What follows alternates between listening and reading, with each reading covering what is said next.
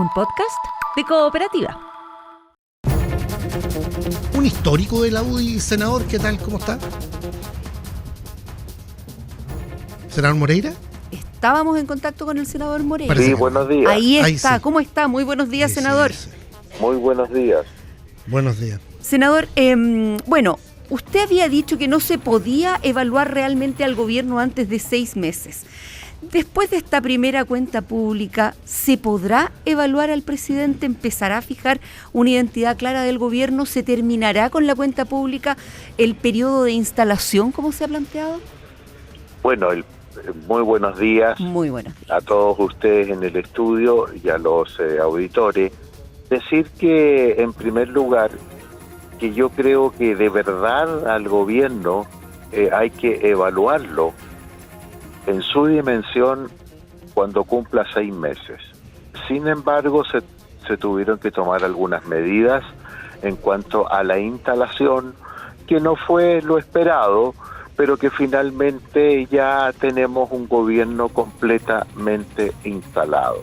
Y eso deberá el gobierno demostrar en los próximos 3 meses que le quedan, los avances que ha tenido, independiente que por tantas polémicas no se ha conocido verdaderamente lo que ha estado haciendo el gobierno en estos 3 meses.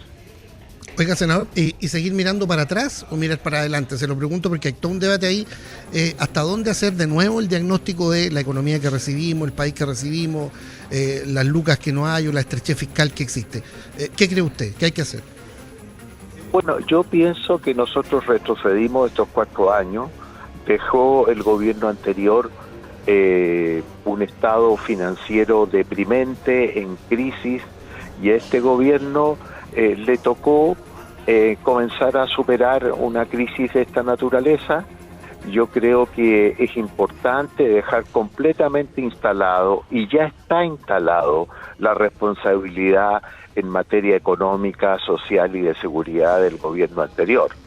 Y hoy día los ciudadanos comunes y corrientes, producto de una campaña en que se prometieron muchas cosas, comienza a exigir rápidamente, y es entendible, que el gobierno demuestre que inició un proceso y en algunos casos quiere soluciones inmediatas, cosa que es muy difícil llevar adelante. Aquí lo más importante es que el gobierno entre en esta etapa ordenado, con compromisos que el presidente va a llevar adelante en el día de hoy, y que la mayoría vamos a coincidir de que el gobierno tiene que entregar una carta GAN, un plan sólido con respecto a la seguridad del país. Para allá iba, en el fondo, trazar ese camino, generar esa carta GAN para cumplir con la expectativa, porque la expectativa era alta. Efectivamente, una expectativa alta, pero cuando se gobierna por primera vez, como es el Partido Republicano, que ahora cuenta con todo el apoyo leal de Chile Vamos y somos parte del gobierno, indudablemente que esa promesa hay que cumplirla, independiente de los logros que ha tenido el gobierno, en que se han recuperado 40.000 toneladas de droga, han habido una serie de operativos que han conducido a la detención de muchos delincuentes, pero obviamente eso no basta.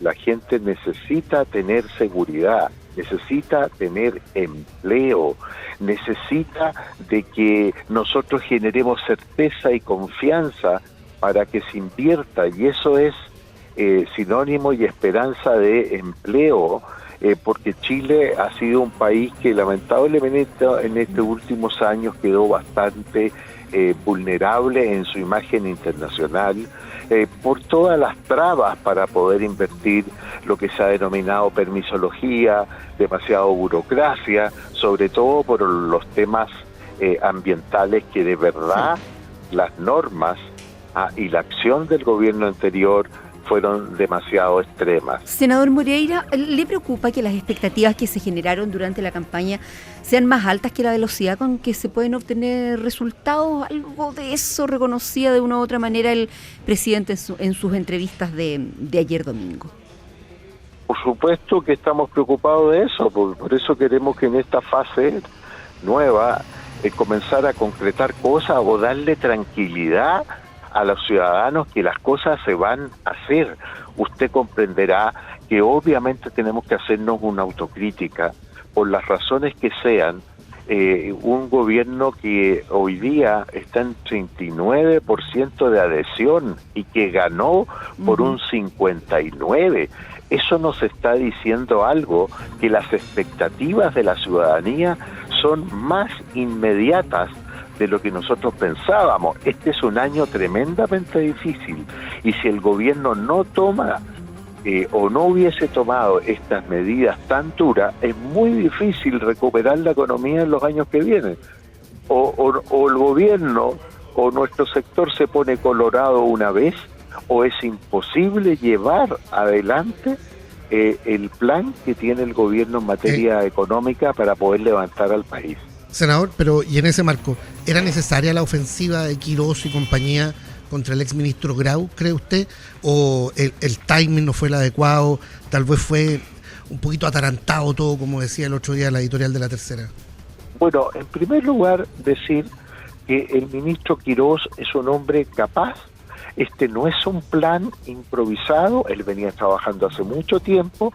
Él ha dicho: yo no vengo aquí a caerle simpático a la gente, yo vengo a hacer un trabajo, tengo que cumplir con ese trabajo, con esas metas económicas, porque en un futuro lejano la ciudadanía se va a dar cuenta que, a pesar de que tuvimos que apretarnos el cinturón todos los chilenos, eso va a dar beneficios a partir del próximo año, pero las cosas inmediatas no vienen de un día para otro. Ahora, con respecto a la acusación constitucional, ¿sí?, yo diría que fui uno de los primeros que me parecía inoportuna.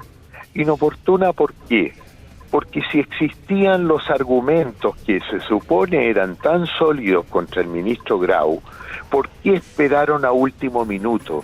Cuando el presidente está tratando de llegar a un acuerdo junto a la mesa del Senado, junto a los parlamentarios y al gobierno, llegar a un acuerdo, dialogar, debatir, ver las expectativas que se pueden generar en torno a hacer unos cambios a la mega reforma, a tratar de sensibilizar, convencer a la izquierda o al socialismo democrático, que nosotros podemos aspirar a llegar a un acuerdo con ellos, porque el Partido Comunista, el Frente Amplio y también la Democracia Cristiana están en una posición negativa total de decir que no.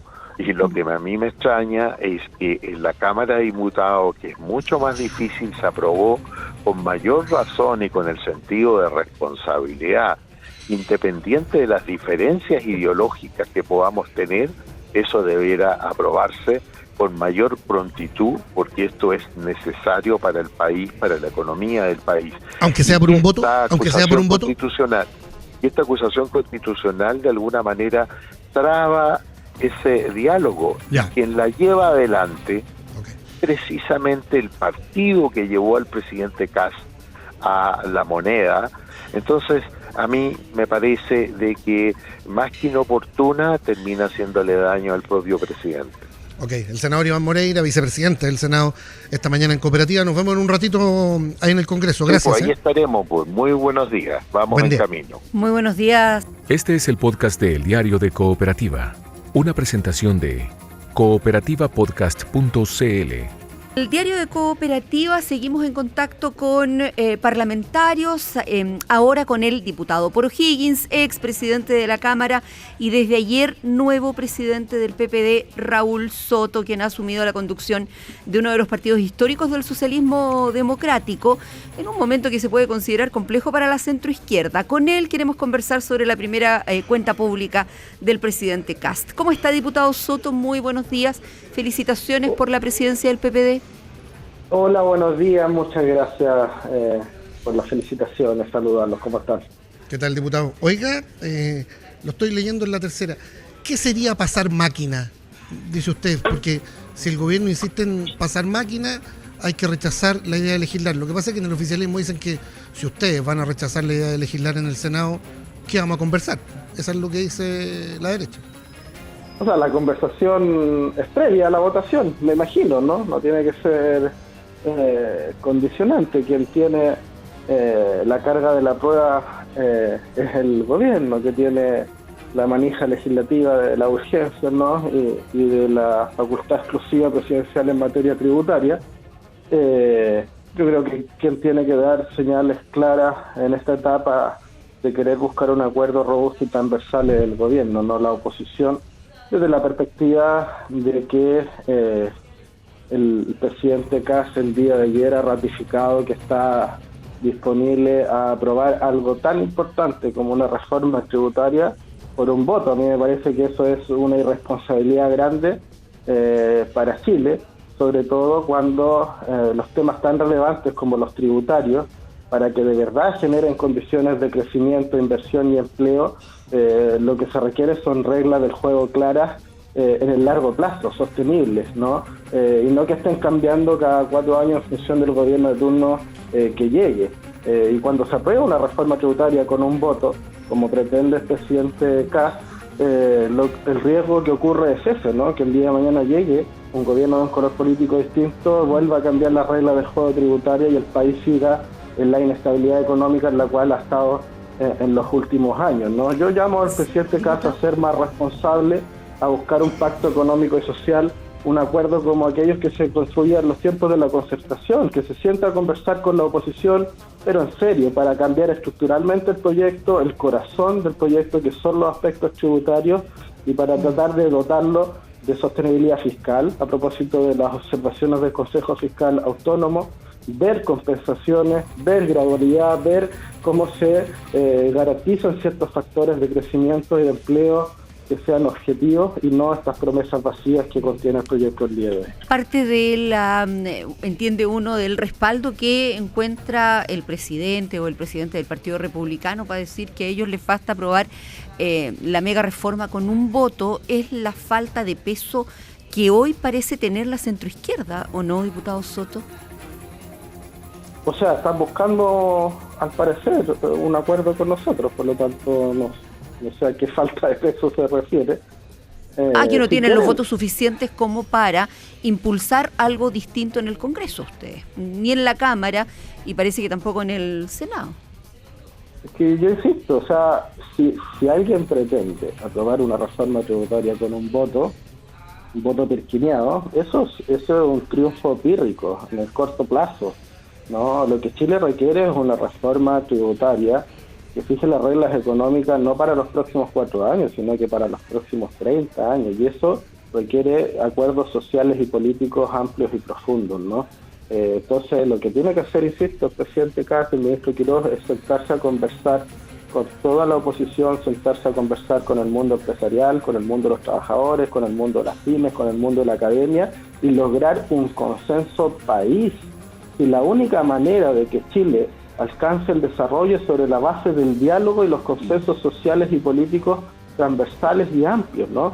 Estas son materias que requieren unidad, ¿no? Y no división. Y acá parece que se está tratando de imponer una visión país buscando una mayoría circunstancial que la verdad no da garantía de nada. Oiga, diputado Soto, ¿y qué le parece que entre aquellos votos pirquineados, como usted los llama, uno de los que se esté buscando sea el del senador independiente, pero que está en la bancada del PPD, Pedro Araya? Bueno, van a buscar varios. Acá comienza una nueva tramitación. Yo creo que... pero le estoy preguntando por un senador que trabaja con su partido. Por supuesto, y yo creo que el diálogo es siempre bienvenido, ¿no? Lo que ha hecho el senador Araya es abrirse a la posibilidad de conversar. No ha señalado que va a votar a favor de esa iniciativa, menos en las condiciones en las cuales está planteada, ¿no? Nosotros buscamos un diálogo en la Cámara de Diputados, hicimos no una, sino que 2 propuestas con medidas concretas para la clase media, para los sectores vulnerables, para las pymes en la Cámara de Diputados. También propusimos alternativas para la rebaja de impuestos y el gobierno no se abrió a incorporar otras visiones. Por lo tanto, ahora empieza una nueva etapa.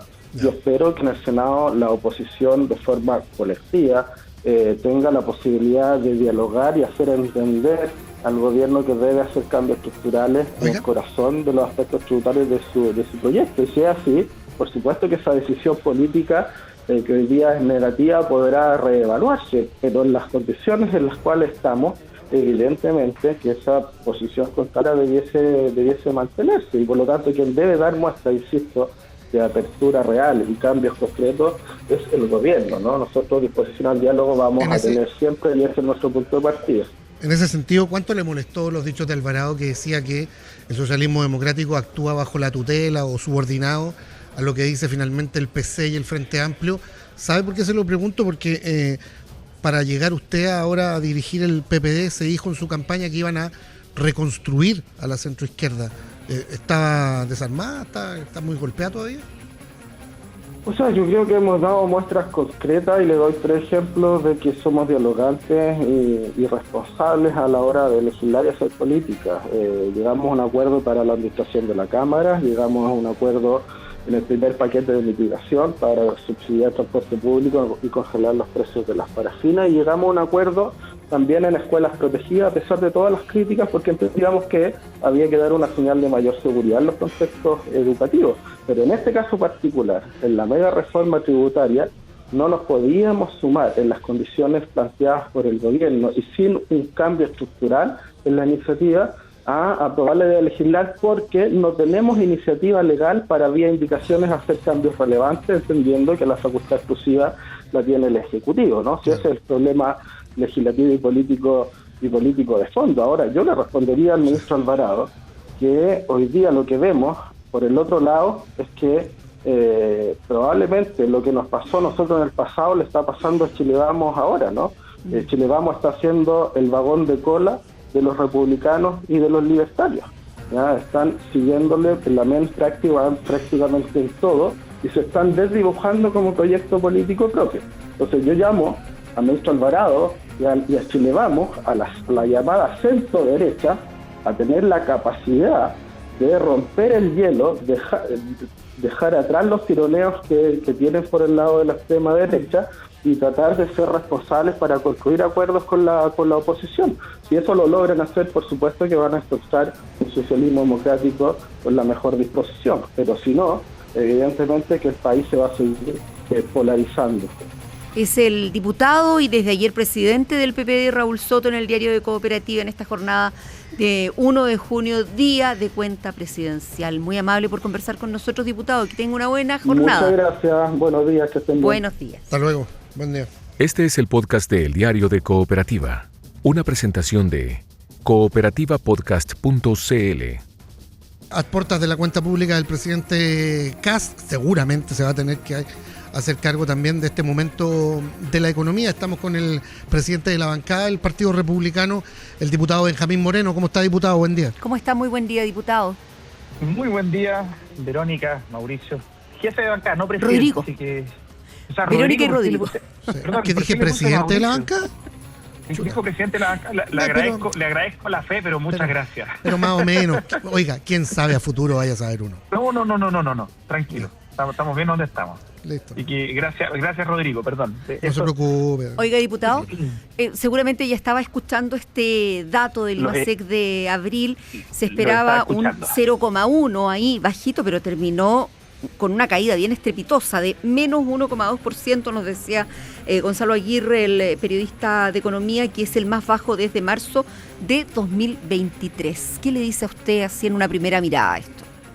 Nunca es una buena noticia malos números económicos, pues eso es un dato a la causa, no creo que sea una cosa que te resista análisis. De hecho, a mí siempre me llamó harto la atención, y ustedes se acordarán, algunos que, y haciendo un poco más de historia para atrás, cuando se logró instalar la teoría del decrecimiento y toda esa cosa, y decía, ¿cómo se logra instalar una cosa que por ningún lado, bueno, es como que yo te diga, oye, mira, es que no es tan malo que aumenten los homicidios o que aumenten los delitos violentos? Tú dices, chuta, ¿qué vuelta le tenés que dar a eso para encontrar lo bueno? Yo creo que no es un número bueno. Naturalmente que siempre pueden salir aquí interpretaciones apresuradas y todo lo que uno quiera, pero las cadenas de causalidad en la economía no son tan simples de ver ni tan inmediatas. Por lo tanto, aquí habría que hacer el doble check, el doble clic para ver a qué se debe esto. ¿Usted lo plantea, esperemos perdón, porque este es el primer mes completo que corresponde al gobierno del presidente Kast? No, porque tú de repente, recién ustedes estaban hablando de que uno de los aspectos que impulsaba esto hacia la baja era el IMASEC minero, ¿cierto? Uh-huh. Entonces, Se de desplomó. repente tú puedes tener, claro, se te desploma el minero, que tiene un peso relativo muy alto dentro del IMASEC total, y el IMASEC no minero de repente se mantuvo razonable o estable, si tú lo quieres llamar así, y el número final es un IMASEC muy a la baja. O de repente, tú dices, el IMASEC minero se dispara, ¿no es cierto? Como nos había pasado en otros casos, que el IMASEC minero se te disparaba por distintos factores que podían ser externos. O sea, el precio del cobre. El precio del cobre Sí. no es gracia de la economía, por ejemplo. Pero el número Eso es te- mucho, el número total es mucho peor de lo esperado. ¿Qué No, si cree ese es un usted que dato. tiene que hacer el Ejecutivo para hacerse cargo de esto? ¿Basta con empujar la reforma como sea, sacarla incluso por un votito del Senado? ¿O es necesario sentarse a la mesa con la oposición y ver una estrategia un poquito más acordada? A ver, de nuevo, tú tienes que ver las cadenas de causalidad en esto, Rodrigo, y ahí yo sí estoy de acuerdo en que quizás una reforma no es lo único que te basta. Nosotros tampoco hemos planteado que es lo único que hay que hacer o que esto es una especie de magia. Yo creo que es uno dentro de todos los caminos. El Ejecutivo está tomando hartos caminos que claramente nos rinden sus frutos de manera inmediata. Cuando tú, por ejemplo, estás citando constantemente al Comité de Ministros y estás resolviendo, para bien o para mal, ¿ya? Distintos proyectos de inversión, tú estás, por un lado, inyectándole recursos a la economía que estaban trancados, parados, y por otro lado, si es que tú denegas un proyecto de inversión, por lo menos tú ya le estás entregando una respuesta a eso. Pero a todos nos pasa, incluso a nosotros como personas, que tú dices, ¿sabes qué? Una persona que te deja en el limbo, que te dice, no sabes si te dijo que sí o si no, es mejor alguien que te responda claro y te diga sí de una buena vez o no de una buena vez. Eso te entrega más certeza. La construcción de certeza en un país que te dinamiza la economía, que te logra generar empleo y todo ese tipo de cosas no son cosas automáticas ni rápidas. Y yo creo que eso es bueno también reconocerlo y decir, cuando tú vas tomando el camino correcto, los resultados positivos no vienen de manera inmediata. En esto, Milton Friedman, y aquí a riesgo de que me cataloguen de neoliberal, ya, pero da un ejemplo súper positivo, súper bueno en esto. Él decía, mira, cuando un país está haciendo las cosas mal, es como ir a tratar a una persona que tiene adicción con el alcohol. Cuando tú empiezas a hacer las cosas de manera correcta, lo primero que vienen son los efectos negativos, ¿cierto? Que es lo que nosotros hemos planteado. El ajuste, distintas cosas que son complejas, de repente hasta puede pasar que hayan casos de una contracción de economía, ¿ya? Y Milton Friedman decía, pero los efectos positivos vienen después. Al igual que en el caso de una persona que tiene una adicción al alcohol, ¿ya? Cuando esa persona deja de tomar, cuando esa persona retoma un estilo de vida sano, vienen los síndromes de abstinencia, distintas cosas así. El problema es qué tan después deberían venir los efectos positivos, a ver, diputado Moreno, considerando lo que decíamos recién del IMASEC de abril de menos 1.2 y el desempleo 9.1 el general, 10.5 el de las mujeres. Sí, el desempleo llevamos 40 meses con un desempleo sobre el 8%, así que yo creo que nadie en su sano juicio va a decir, esto es un mira, punto que el gobierno completo del desempleo. No, pero cuando tú llevas una trayectoria de esa magnitud, tú traes un problema estructural que no se resolvió durante 40 meses. Entonces, es que sea un punto más, que sea medio más, medio menos, o sea, llevamos 40 meses con un desempleo sobre el 8%. Sobre el 8%. En muchas regiones, sobre el 9, sobre el 10. El empleo femenino, en muchos casos, rozando los 2 dígitos en algunas regiones o pasando los 2 dígitos. ¿Diputado? En empleo bajo los 30 años también. Entonces, de nuevo, acá yo me voy a tomar de un análisis que hace, o más que un análisis, un tuit, digamos, que hace José Luis Daza, que señala, mira, ¿cuánto se demora esto en repuntar? Y él dice, los economistas somos realmente malos para hacer predicciones. Y si tú te fijas, siempre se toma en cuenta al economista que la chuntó, pero no a los otros 15 Claro. que no la chuntaron. ¿Por qué? Diputado. Porque tú no puedes saber, con esto cierro, Rodrigo, tú no puedes saber el tiempo exacto, pero lo que sí puedes tener un poco de claridad es que si tú vas poniendo los incentivos correctos, la economía o la sociedad se puede mover en una determinada dirección que tú consideras más positivo o que evitas estas cosas negativas. Ya, ¿y cuánta responsabilidad hay de esa expectativa creada del propio Ejecutivo cuando hoy día se le piden más bien resultados? Porque si se llegó al poder con un discurso de que este era un gobierno de emergencia, uno espera soluciones urgentes y usted ahora pide paciencia. Yo no pedí, para que no pongan palabras mías, que yo no es que haya pedido paciencia o no paciencia. Yo estoy diciendo, acá hay que actuar con responsabilidad. Y todos sabemos que si tú estás haciendo las cosas mal y empiezas a arreglar las cosas, los resultados no son inmediatos. A mí me encantaría, y si me diera a elegir Rodrigo o Verónica, cuánto tiempo me gustaría que esto se demorara, yo le dijera, ojalá esta cuestión se arreglara en 2 semanas. Sería espectacular. ¿Por qué? Porque yo creo que atrás de todas estas medidas está la calidad de vida de personas. O sea, atrás de la cifra de desempleo, cuando minimizaban y decía que no había tanto problema, porque llevamos recién 35 meses con un desempleo del 8%, o sea, 800, 900 mil personas sin pega. Y digo, son 800, 900 mil familias con angustia. O sea, hay calidad de vida atrás. Por lo tanto, yo entiendo que se hayan generado expectativas en esta materia, pero yo sí voy a ser responsable y voy a decir que acá, si tú estás haciendo las cosas bien, los resultados se van a ir notando poco a poco porque la magia no existe. Y eso es algo que nosotros hemos dicho siempre, y siempre hemos sido súper responsables en esa materia. Ojo con eso. Siempre hemos sido responsables. Es decir, acá no hay magia. Acá no hay una especie de, por ejemplo, como nos pasaba y dicen, no, la Constitución es el inicio y el fin de todos los males. No, señor. Acá las cosas requieren trabajo, requieren proyección, requieren seriedad y que tú vayas recuperando cosas que se han hecho mal en varios años y que Chile hizo bien durante muchos años. Oiga, diputado, y todo esto se cruza con la posibilidad de una acusación constitucional contra el ex ministro de Hacienda, Nicolás Grau, ¿no? Que parece que no va a tener respaldo nomás en sus colegas del oficialismo de la UDI y Renovación Nacional. Escuchamos en los últimos días a la presidenta del Senado, Paulina Núñez, decir que le parece inoportuna. Lo repitió esta mañana aquí en el Diario de Cooperativa el vicepresidente del Senado, Iván Moreira, de la UDI. Más aún, él dijo, es inoportuna y creo que va a terminar haciendo daño al presidente. ¿Ustedes mantienen la idea de presentar esa acusación constitucional? ¿Ustedes y libertarios? Nosotros la vamos a presentar. Estamos trabajando en ella y eso yo creo que ya podríamos decir, a no ser que pase algo, usted me dice algo extraordinario, no veo qué podría pasar para que nosotros no la presentemos.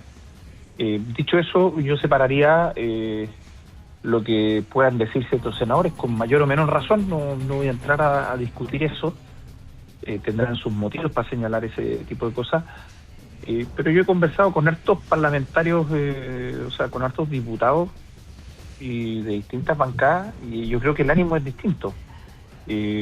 Ojalá no me equivoque, vamos a ver, y no tendría problema si usted después en un tiempo más me dice, yo le dije que usted está equivocado.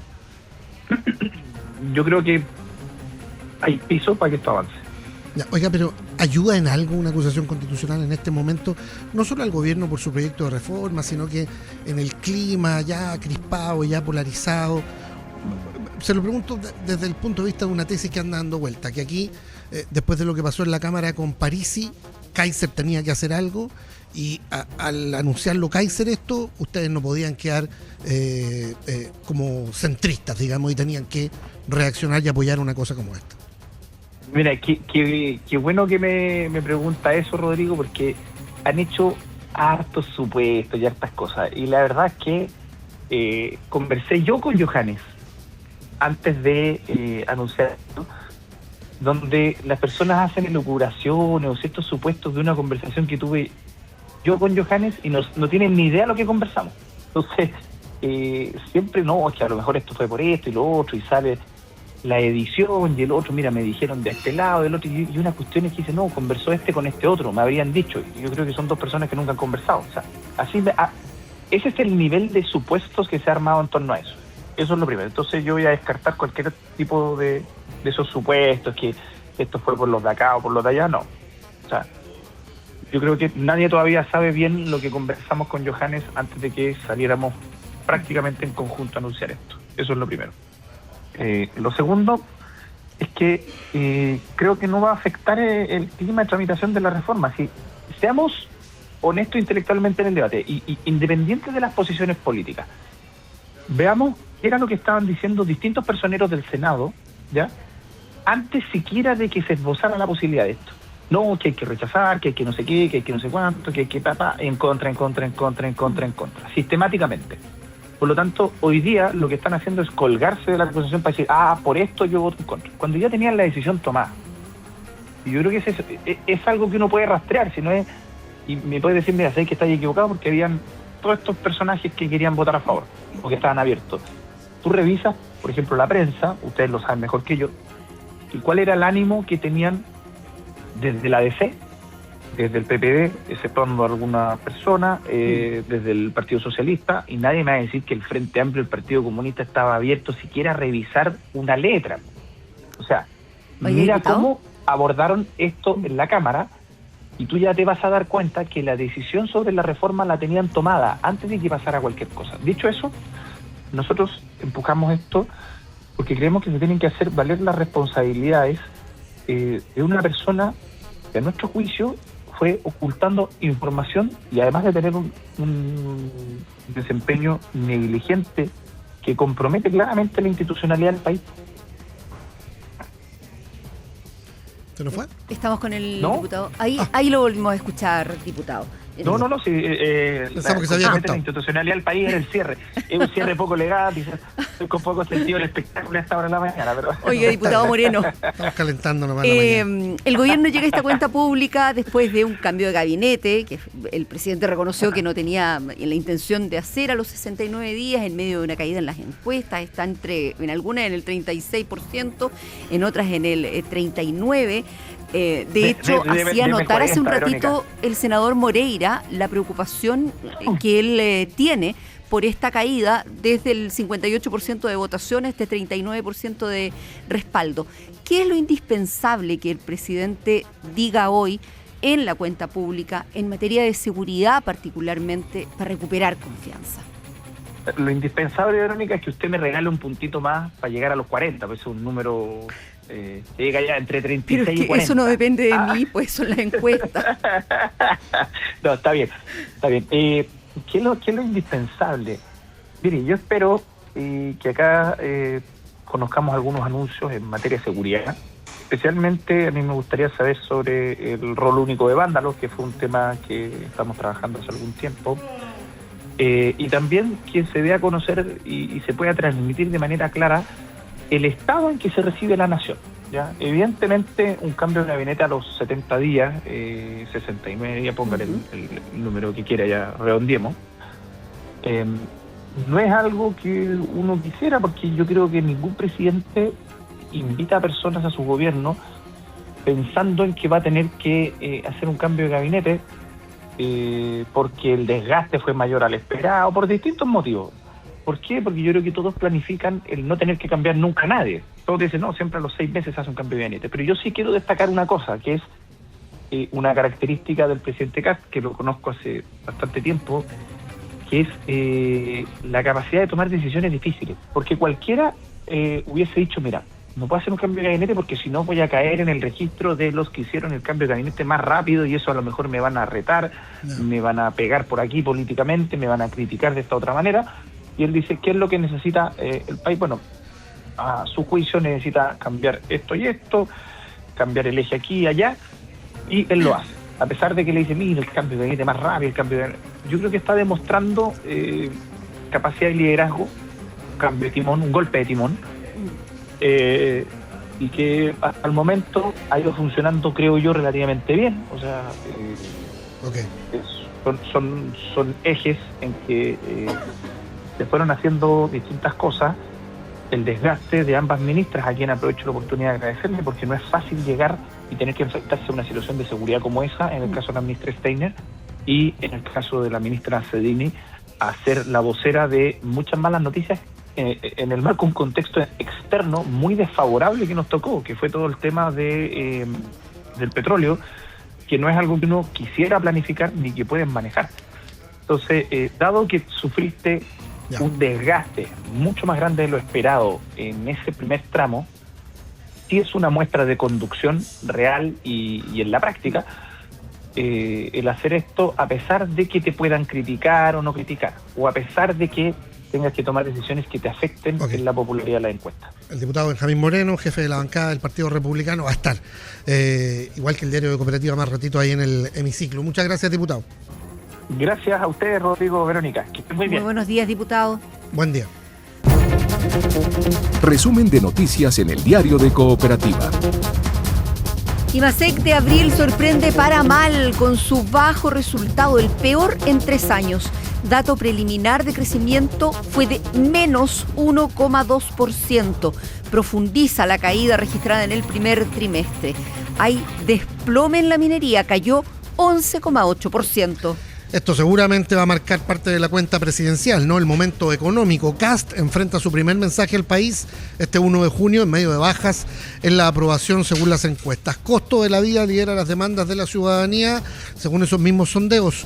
Hablamos, entre otros, esta mañana con el senador de la UDI, vicepresidente del Senado, Iván Moreira. Por supuesto que estamos preocupados de eso, por eso queremos que en esta fase comenzar a concretar cosas o darle tranquilidad a los ciudadanos que las cosas se van a hacer. Obviamente tenemos que hacernos una autocrítica por las razones que sean. Un gobierno que hoy día está en 39% de adhesión y que ganó por un 59%. Eso nos está diciendo algo, que las expectativas de la ciudadanía son más inmediatas de lo que nosotros pensábamos. El mandatario, en entrevistas con los canales de televisión, salió a defender su gestión en seguridad y a descartar improvisación. Dice que él dio la orden de trasladar a los 3 reos comunes desde Punta Peuco porque el penal, dijo, volverá a su misión original. La discusión de la mega reforma se toma ahora el Senado. El oficialismo busca apoyos en el mundo de la socialdemocracia para eventualmente alcanzar un acuerdo. El presidente Kast dice sí, que por un voto es suficiente y eso están. Conversamos con el presidente del PP, el diputado Raúl Soto. Quien tiene que dar señales claras en esta etapa de querer buscar un acuerdo robusto y transversal del gobierno, no la oposición. El presidente Kast el día de ayer ha ratificado que está disponible a aprobar algo tan importante como una reforma tributaria por un voto. A mí me parece que eso es una irresponsabilidad grande. Yo llamo al presidente Kast a ser más responsable, a buscar un pacto económico y social, un acuerdo como aquellos que se construían en los tiempos de la concertación, que se sienta a conversar con la oposición, pero en serio. Todo esto cruzado por la presentación de una acusación constitucional contra el exministro Grau. Hay críticas de parte de senadores de Chile Vamos.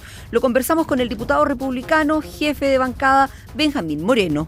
Nosotros la vamos a presentar, estamos trabajando en ella. No veo qué podría pasar para que nosotros no la presentemos. Dicho eso, yo separaría lo que puedan decir ciertos senadores con mayor o menor razón. No voy a entrar a discutir eso, pero yo he conversado con hartos parlamentarios, con hartos diputados de distintas bancadas y yo creo que el ánimo es distinto. Ojalá no me equivoque, vamos a ver y no tendría problema si usted después en un tiempo más me dice yo le dije que usted está equivocado. Yo creo que hay piso para que esto avance. Y en el deporte, la Católica ganó en el Sur, queda como escolta del líder, que es Colo-Colo. En Francia, Alejandro Tavilo sale a la cancha en los próximos minutos por los octavos de final de Roland Garros. Tiene como para una hora más Tavilo todavía. Acaba de partir un encuentro antes que él en la cancha central ahí en la Philippe Chatrier, Verónica. Aquí termina el podcast de El Diario de Cooperativa. Lo escuchas en vivo de lunes a viernes desde las 6 de la mañana y todos los días en cooperativapodcast.cl.